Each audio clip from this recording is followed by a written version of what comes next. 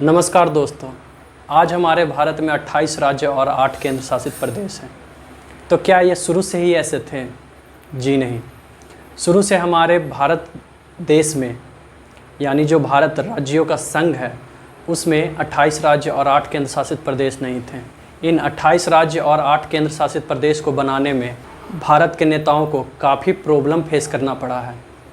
तो आज के इस वीडियो में हम लोग जानेंगे कि कैसे भारत में नए नए राज्यों का गठन किया गया था, या यूं कहें तो भारत में नए राज्यों का पुनर्गठन कैसे किया गया था। इस वीडियो में हम आज समझेंगे।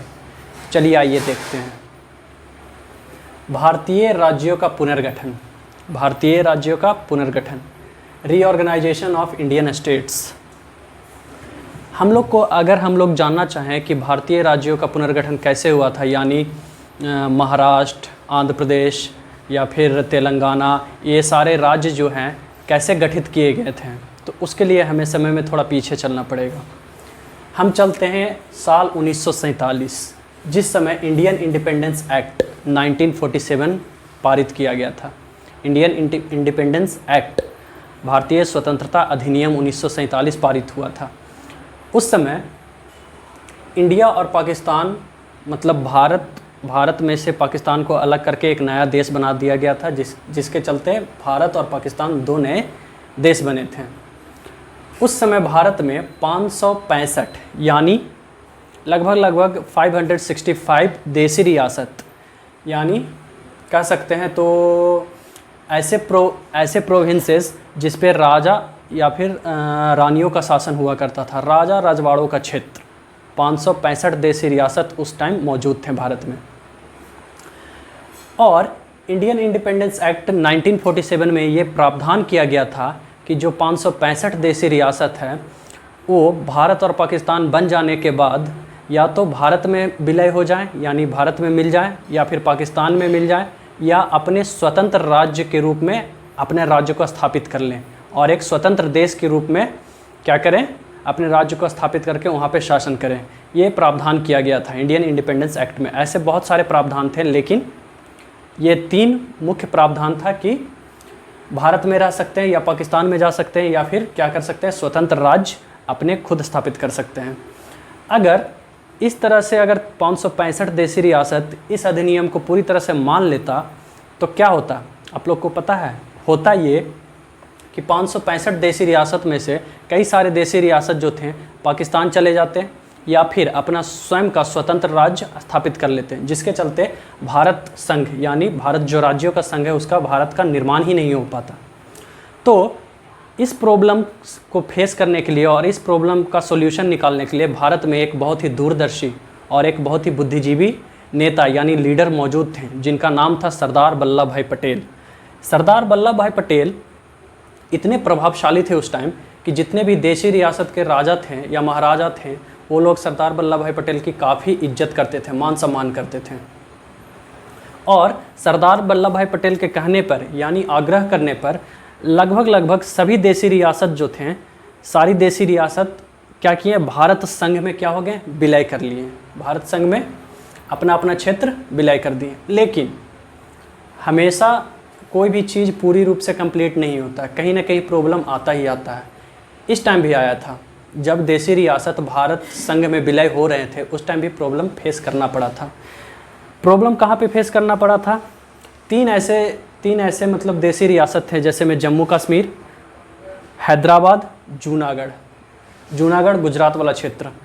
तो जम्मू कश्मीर, जूनागढ़ और हैदराबाद, ये 3 गो जो देशी रियासत थे वो भारत संघ में विलय होने से आनाकानी कर रहे थे, मतलब मना कर रहे थे। उन लोग को लग रहा था कि हम अपना क्या करेंगे, एक स्वतंत्र राज्य स्थापित करेंगे।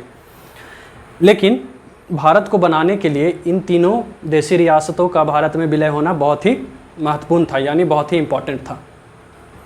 तो भारत सरकार ने क्या किया, 26 अक्टूबर 1947 को जम्मू कश्मीर को क्या किया, भारत संघ में सम्मिलित किया। जम्मू कश्मीर को भारत में विलय करना थोड़ा मुश्किल वाला काम था, और इस पे एक अलग से वीडियो बनाकर चर्चा किया जा सकता है। लेकिन इस वीडियो में समझिए, 26 अक्टूबर 1947 को जम्मू कश्मीर जो प्रोविंस था उसके महाराज कौन थे, हरी सिंह थे। हरि सिंह ने इंस्ट्रूमेंट ऑफ एक्सेशन यानी विलय पत्र इंस्ट्रूमेंट ऑफ एक्सेशन यानी विलय पत्र पर सिग्नेचर करके भारत संघ में अपने राज्य क्षेत्र को क्या कर दिया था, विलय कर दिया था। 1948 में जूनागढ़ को 1948 में रिफरेंडम मतलब जनमत संग्रह होता है, जहाँ पे चुनाव के माध्यम से या जनता को पूछकर जनता के माध्यम से क्या किया जाता है कि हाँ आप लोग भारत संघ में मिलना चाहते हैं या जूनागढ़ में एक स्वतंत्र राज्य के रूप में स्थापित होना चाहते हैं। ऐसे जनमत संग्रह मतलब रिफरेंडम करवा के जूनागढ़ को भी 1948 में भारत संघ में क्या कर लिया गया था, सम्मिलित कर लिया गया था। हैदराबाद के जो निज़ाम थे उस टाइम वो भी बोल रहे थे कि हम लोग भी क्या करेंगे, एक अलग से अपना राज्य स्थापित करेंगे। लेकिन सरदार वल्लभ भाई पटेल ऐसे इंसान थे जो कि साम दाम दंड भेद चारों प्रक्रिया जानते थे, किसी न किसी माध्यम से अपना काम निकलवाना जानते थे। उन्होंने 1948 में ही हैदराबाद में मिलिट्री पावर लगाकर, कौन सा मतलब सैनिक बल फोर्स भेजकर हैदराबाद को क्या किया, एनेक्स्ड कर लिया। एनेक्स्ड मतलब क्या किया, अधिग्रहण कर लिया, भारत संघ में मिला लिया बेसिकली। तो और उस ऑपरेशन का क्या नाम था, उस मिलिट्री पावर ऑपरेशन का क्या नाम था, ऑपरेशन पोलो। याद रखिएगा, बहुत इंपॉर्टेंट है ये तीनों, जम्मू कश्मीर भारत में कैसे मिला और कब मिला। जहाँ जहाँ जीके का क्वेश्चन आता है हर एक एग्ज़ाम में ये सारे टॉपिक से क्वेश्चन पूछ लिए ही जाते हैं। तो जम्मू कश्मीर, जूनागढ़ और हैदराबाद को देखा आप लोगों ने कैसे भारत संघ में मिलाया गया। ठीक है, भारत संघ में तो मिल गए ये लोग, लेकिन अब क्या 565 देशी रियासत भारत संघ में मिल गए हैं। तो क्या इसी तरह से 565 देशी रियासत मतलब भारत में इतने सारे छोटे छोटे क्षेत्रों के टुकड़े रहेंगे? जी नहीं। जब ये स्थिति जो है 1950 तक ऐसी ही बनी रही थी, लेकिन उससे पहले ही जिस टाइम भारत आज़ाद हुआ था 1947 में, उसी टाइम से भारत में राज्यों के गठन का प्रक्रिया चालू था। और गठन इस प्रकार नहीं, उस टाइम से मांग हो रही थी, 1947 से ही मांग हो रही थी कि भारत में राज्यों का जो गठन किया जाए वो भाषा के आधार पर किया जाए। यानी मराठी बोलने वाले लोग कहाँ रहेंगे, मराठा क्षेत्र में रहेंगे, यानी महाराष्ट्र वाले क्षेत्र में रहेंगे। तेलुगु बोलने वाले लोग तेलंगाना, आंध्र प्रदेश, ये सब वाले क्षेत्र में रहेंगे। इस तरह से डिमांड चल रहा था कि हाँ हम लोग को भाषा के आधार पे चाहिए, क्या हमारा क्षेत्र बांट के दे दीजिए। जैसे अगर हम इंग्लिश बोलें तो हमारा अलग से एक इंग्लिश वाला कैटेगरी वाला क्षेत्र एक रख दीजिए। ऐसा डिमांड चल रहा था। तो आइए देख लेते हैं उन सारे डिमांड को एक एक करके। 1950 तक ऐसी प्रॉब्लम भारत में चल रही थी कि सारी देशी रियासतों को भारत में तो विलय कर लिया गया था, लेकिन उन सारी देशी रियासतों को अब नए नए राज्य के रूप में गठित करना था। 1950 तक ऐसे ही प्रॉब्लम चलती रही थी, लेकिन 1950 से पहले ही, मैंने आपको जैसे बताया 1950 से पहले ही भारत में क्या चल रहा था, नए राज्यों के गठन की प्रक्रिया। और भारत के लोग जो थे भाषा के आधार पर राज्यों की डिमांड कर रहे थे। और जिसके चलते भारतीय संविधान में क्या किया गया था, एक प्रावधान था संविधान के भाग 7 में। जिस टाइम भारत में जब सभी देशी रियासत विलय हुए थे, उस टाइम सभी देशी रियासतों को मतलब भारत में जितने भी संघ या फिर देशी रियासत थे उनको 4 भागों में बांट दिया गया था। पहले भाग था ब्रिटिश प्रांत, दूसरा भाग था देशी रियासतें, और तीसरा चीफ कमिश्नरी क्षेत्र। मैंने चीफ कमिश्नरी क्षेत्र बताया आप लोगों को, जो कि एक केंद्र शासित प्रदेश के रूप में अभी के टाइम पे जो जाना जाता क्षेत्र, उस टाइम चीफ कमिश्नरी क्षेत्र के रूप में जाना जाता था। ब्रिटिश प्रांत वो थे जिन पर ब्रिटिशों अंग्रेज़ों का डायरेक्ट कब्जा था।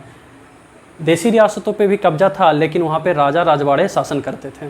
चीफ कमिश्नरी क्षेत्र आज के केंद्र शासित प्रदेश जैसे है। और चौथा भाग यानी पार्ट डी में रखा गया था अंडमान निकोबार द्वीप समूह। तो इसको ऐसे समझिए कि जिस टाइम देशी रियासतों को विलय कर लिया गया था भारत में, उससे पहले ही भारत में क्या किया जा रहा था कि राज्यों को पुनर्गठन मतलब राज्यों को एक नए सिरे से गठित करने की प्रक्रिया चल रही थी 1950 से पहले। और इसमें भारत के लोग क्या डिमांड कर रहे थे, भाषा के आधार पर डिमांड कर रहे थे कि हम लोग को राज्य मिलना चाहिए भाषा के आधार पे। हम लोग एक जैसे भाषीय लोग या फिर एक कल्चर के लोग अलग अलग क्षेत्र में नहीं रह सकते, एक ही क्षेत्र में रहेंगे हम लोग। तो संविधान के भाग 7 में उस टाइम तक क्या किया गया था, 4 भाग में बांट दिया गया था भारतीय क्षेत्रों को। लेकिन जब डिमांड काफ़ी हद तक हो गई, मतलब सारे देश में, पूरे देश में, मतलब पूरे भारत देश में क्या हो रहा था, आंदोलन हो रहा था, भाषा के आधार पर राज्यों की डिमांड चल रही थी। जिसके चलते जून 1948 में भारत सरकार ने क्या किया, एक कमेटी का गठन किया, जिसका नाम था एसके धर समिति या फिर एसके धर कमेटी, नाम याद रखिएगा। और इसकी स्थापना यानी गठन कब हुई थी, तो जून 1948 में।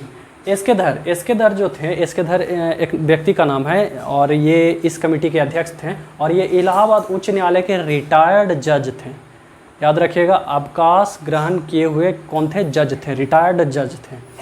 इन्होंने रिपोर्ट में ये बोला कि राज्यों में भाषा के आधार पे राज्यों का गठन क्या है, गलत है। राज्यों को नए सिरे से अगर हम गठित भी करें तो उन्हें भौगोलिक और प्रशासनिक क्षेत्र पे गठित करना चाहिए, यानी जहाँ का प्रशासन या फिर भौगोलिक क्षेत्र को मद्देनज़र रखते हुए ही राज्यों का गठन होना चाहिए, भाषा के आधार पर नहीं होना चाहिए। ठीक, ये जब रिपोर्ट दे दिया इन्होंने तो इस रिपोर्ट का काफ़ी विरोध हुआ। तो इस रिपोर्ट के जांच करने के लिए एक और समिति का गठन किया गया।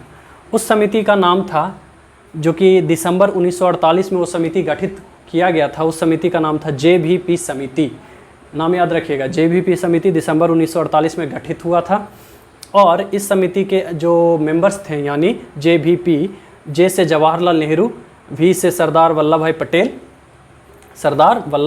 यहाँ पे सरदार वल्लभ भाई पटेल, और P से पट्टाभी सीतारमैया। व्यक्तियों का नाम याद रखिएगा, इन्हीं तीनों व्यक्ति से ये समिति डिनोट किया जाता है, JVP समिति, जवाहरलाल नेहरू, सरदार वल्लभ भाई पटेल और पट्टाभी सीतारमैया। इन सब ने मिलकर जो जून 1948 में एक कमेटी आया था और अपना रिपोर्ट दिया था, उस रिपोर्ट का जांच किए और बोले क्या कि वो कमेटी सही बोल रहा है। वो इसके धर वाला कमेटी जो था, उन्होंने जो रिपोर्ट दिया था बिल्कुल सही था। जो भारत में राज्यों का गठन होना चाहिए, किसके आधार पे होना चाहिए, भौगोलिक और प्रशासनिक क्षेत्र पे होना चाहिए, भाषा के आधार पे नहीं होना चाहिए। जब उन्होंने रिपोर्ट अपना दिया 1949 में और ये बात बोला कि भाषा के आधार पे गठित नहीं होगा भारत के राज्य, तो पूरे भारत देश में क्या हुआ, इस समिति या फिर इस कमेटी के रिपोर्ट का पूरा विरोध हुआ। और ज़्यादा विरोध हो रहा था तेलुगु भाषी जो लोग थे दक्षिण में, मद्रास में जो वास करते थे, मद्रास के जो निवासी थे जो तेलुगु बोलते थे, वो लोग काफ़ी ज़्यादा विरोध कर रहे थे। उन लोग का एक सिंपल सा डिमांड था, क्या, मद्रास को 2 भागों में कर दीजिए और एक भाग में तेलुगु बोलने वालों को एक नया राज्य बना कर दीजिए। और इन्हीं तेलुगु भाषियों में से एक नेता थे जिनका नाम था पोट्टी श्री रामुल्लु राजू। पोट्टी श्री रामुल्लु राजू नाम याद रखिएगा व्यक्ति का, पोट्टी श्री रामुल्लु राजू।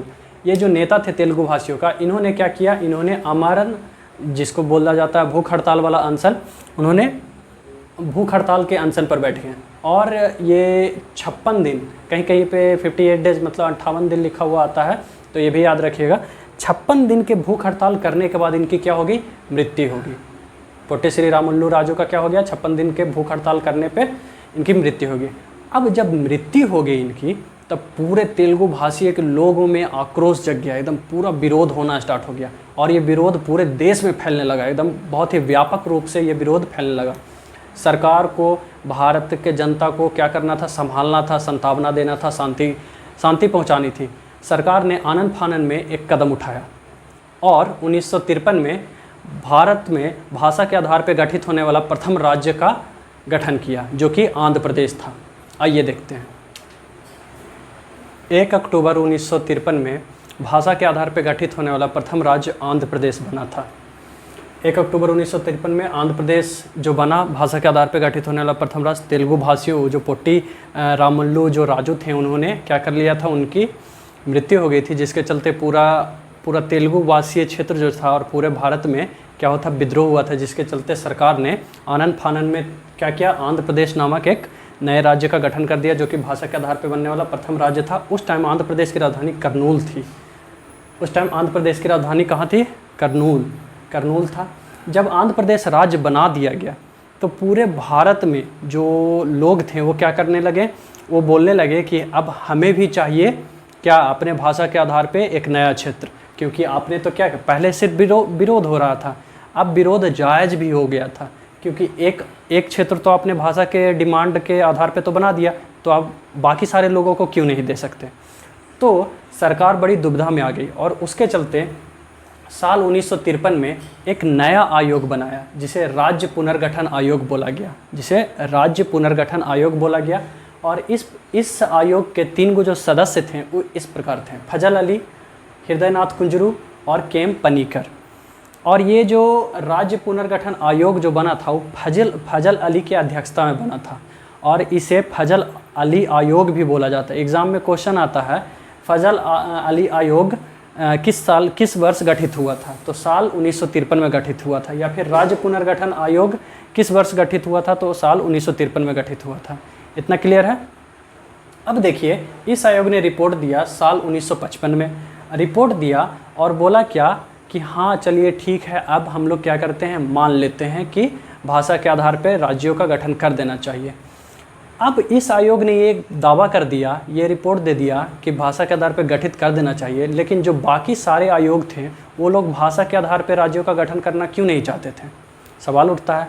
तो इसलिए वो लोग नहीं करना चाहते थे क्योंकि इसका एक अच्छा सा एग्जाम्पल है यूरोप में जो अपने भाषा मतलब जो उनका मूल भाषीय जो लोग थे उन्होंने अपना अपना क्षेत्र बांट लिया। जैसे फ्रेंच भाषा जो बोलने वाले लोग थे वो फ्रांस बना लिए, रशियन बोलने वाले जो रशिया बना लिए, और जर्मन बोलने वाले जो थे वो जर्मनी बना लिए।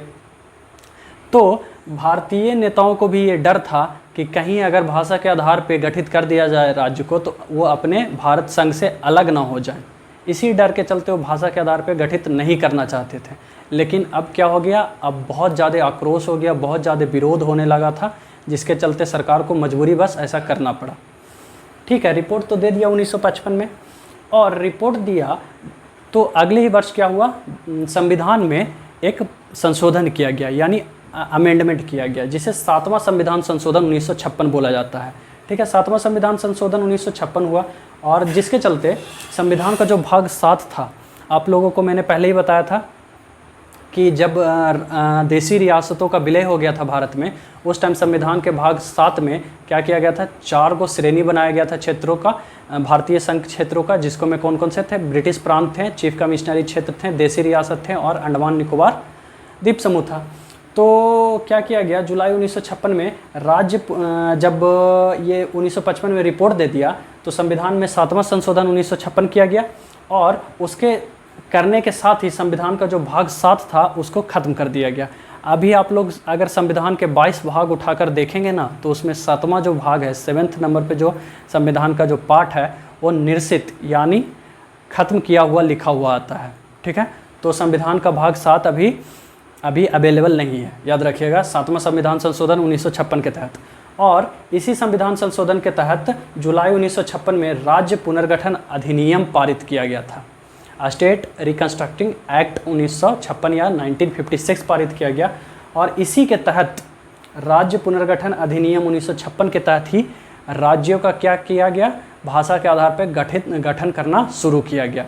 तो देखिए, और इस अधिनियम द्वारा 4 श्रेणी वाले जो भारतीय संघ क्षेत्र थे, 4 श्रेणी वाले ब्रिटिश प्रांत, देसी रियासत, चीफ कमिश्नरी क्षेत्र और अंडमान निकोबार द्वीप समूह, एकदम दिमाग में इसको बैठा लीजिए। 4 श्रेणी वाले जो क्षेत्र थे, इस अधिनियम के द्वारा, राज्य पुनर्गठन अधिनियम के द्वारा 4 श्रेणी वाले भारतीय संघ क्षेत्र को क्या कर दिया गया, समाप्त कर दिया गया, और 2 श्रेणी वाले क्षेत्र बना दिया गया। 2 श्रेणी वाले क्षेत्र मतलब एक श्रेणी रहेगा राज्य और एक श्रेणी रहेगा केंद्र शासित प्रदेश, जो अभी के टाइम में, प्रेजेंट टाइम में अवेलेबल है। अभी टाइम में क्या है कि भारत में 28 राज्य हैं और 8 केंद्र शासित प्रदेश हैं, 2 ही श्रेणी है, राज्य और केंद्र शासित प्रदेश। ऐसा नहीं है ना ब्रिटिश प्रांत है, कोई देसी रियासत है, कोई चीफ कमिश्नरी क्षेत्र है, ऐसा तो नहीं है। तो याद रखिएगा ये कब हुआ था, तो ये हुआ था राज्य पुनर्गठन अधिनियम 1956 के तहत। 2 श्रेणी बना दिया गया, राज्य और केंद्र शासित प्रदेश। और उस टाइम बड़े ध्यान से सुनिएगा, उस टाइम 1956 के टाइम पे भारत में टोटल 14 ही राज्य थे, 14 स्टेट्स थे और 6 केंद्र शासित यूनियन टेरिटरी थे। तो कैसे भारत में जो अभी 28 राज्य है और 8 केंद्र शासित प्रदेश है उनका गठन किया गया, एक नज़र उस पर भी डाल दीजिए, और वही हमारे वीडियो का लास्ट पेज होगा। चलिए आइए देखते हैं। आंध्र प्रदेश 1 अक्टूबर 1953 में गठित हुआ। महाराष्ट्र और गुजरात जो है 1 मई 1960 में दोनों क्या हुआ था, गठित हुआ था, जो कि बम्बई से दोनों को क्या हुआ था, महाराष्ट्र और गुजरात को अलग किया गया था। गुजरात बेसिकली पहले बम्बई में ही समाहित था। ठीक, नागालैंड को 1 दिसंबर 1963 में अलग किया गया था और गठित किया गया था नागालैंड को 1 दिसंबर 1963 में। हरियाणा जो है, हरियाणा 1 नवंबर 1966 में गठित किया गया। हिमाचल प्रदेश पहले क्या था, हिमाचल प्रदेश एक केंद्र शासित प्रदेश था। ठीक, उसे क्या किया गया, राज्य का पूर्ण रूप का राज्य दर्जा दिया गया 25 जनवरी 1971 में। मेघालय, मणिपुर और त्रिपुरा को 21 जनवरी 1972 में क्या किया गया, तो नए राज्य के रूप में गठित किया गया। और इधर देखिए सिक्किम जो है 16 मई 1975 को भारत संघ में सम्मिलित किया गया था। मिजोरम को 20 फरवरी 1987 में गठित किया गया। अरुणाचल प्रदेश जो है 20 फरवरी 1987 में ये भी गठित हुआ था। गोवा जो है पुर्तगालियों से, गोवा पर भारत के आज़ाद होने के बाद भी गोवा पर किसका शासन था, पुर्तगालियों का शासन था। और 1961 में ये क्या किया गया था, गोवा लिया गया था किससे, पुर्तगालियों से। और 25वां जो राज्य बना था वो भारत का, वो गोवा ही बना था 30 मई 1987 में। छत्तीसगढ़ जो है 26वां राज्य बना भारत का 1 नवंबर 2000 में। उत्तराखंड जो बना 27वां राज्य बना 9 नवंबर सन 2000 में। झारखंड जो है बिहार से अलग होकर 15 नवंबर 2000 में भारत का 28वां राज्य बना था। और तेलंगाना हाल फिलहाल में, मतलब हाल फिलहाल नहीं बोल सकते इसको, 10 साल पहले हो गई बात, लेकिन समझिए तेलंगाना 29वां राज्य भारत का बना था और 2 जून 2014 में बना था। अब यहाँ पे एक डाउट होता है कि अभी तो भारत में 28 राज्य हैं, तो ये 29वां कैसे बना। तो जम्मू कश्मीर जो राज्य था उसे केंद्र शासित प्रदेशों में तोड़ दिया गया है, ठीक है। तो वर्तमान भारत में कितना है, 28 राज्य और 8 केंद्र शासित प्रदेश हैं। आई होप आप लोगों को समझ में आया होगा। अगले वीडियो में मिलेंगे किसी और टॉपिक के साथ, तब तक के लिए धन्यवाद।